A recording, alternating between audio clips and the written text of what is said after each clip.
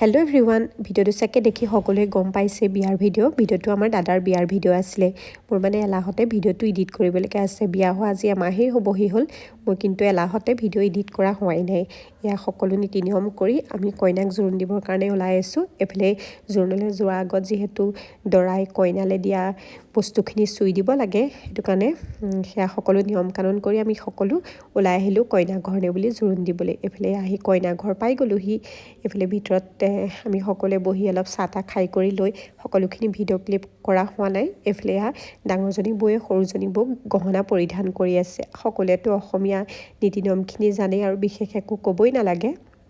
মানে বিয়াৰ দিনটো সকলোৰে কাৰণে বহুত স্পেচিয়েল হয় মানে এইটো দিন মানে ভাষা আৰু ভিডিঅ'ৰ ছেকেণ্ড পাৰ্ট আহি আছে ভিডিঅ'টো যিহেতু বহুত দীঘলীয়া হৈ যাব সকলোখিনি মানে